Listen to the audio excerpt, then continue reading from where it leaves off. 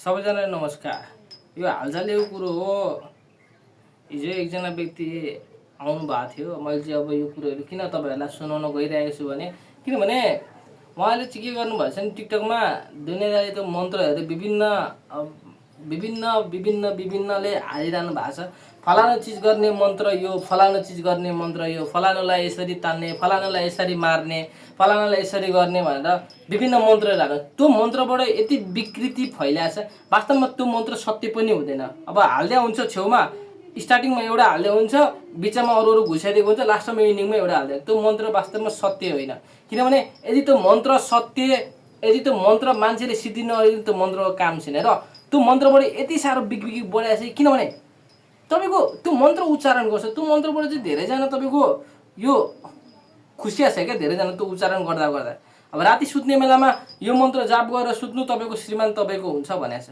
कतिले तपाईँको प्रेमिकालाई तान्ने मन्त्र यो भनेछ, कतिले मान्छे मार्ने मन्त्र यो भनेछ, मान्छे ढाल्ने मन्त्र, शत्रु नाश गर्ने मन्त्र अरे, कसको के अरे, कसको के मार्ने मन्त्र अरे। बाप मन्त्रै मन्त्र, सबै ज्ञानी, सबै जान्ने, सबै महात्मा मात्रै भयो। तर त्यो मन्त्रले पछिको दिनमा तपाईँलाई नै असर पर्यो, व्यक्तिलाई असर पर्छ। किनभने त्यो मन्त्रको बिना सिद्धि, बिना ज्ञान, त्यो मन्त्रको युज गर्दाखेरि, मन्त्र त अब मन्त्रै हो होइन, त्यो युज गर्दा तपाईँलाई त्यो कुरोले हानि पुर्याउँछ। त्यही भएर सबै कुरो देखाएको कुरो सत्य पनि हुँदैन क्या।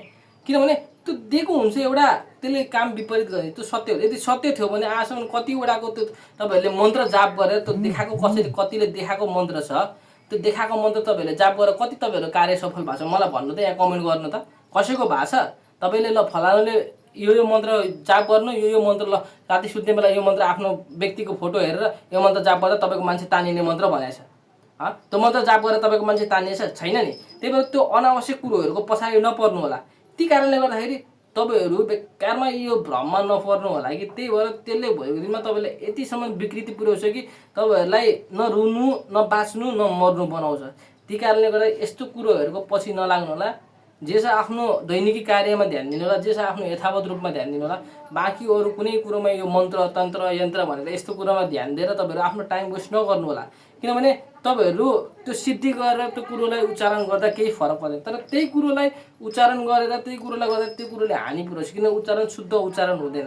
त्यही भएर अलिकति विचार पुर्याउनु होला। यी कुरामा तपाईँहरूलाई धेरै गाह्रो हुन्छ, किन देखाइदिएको हुन्छ एउटा, भइदिन्छ अर्को।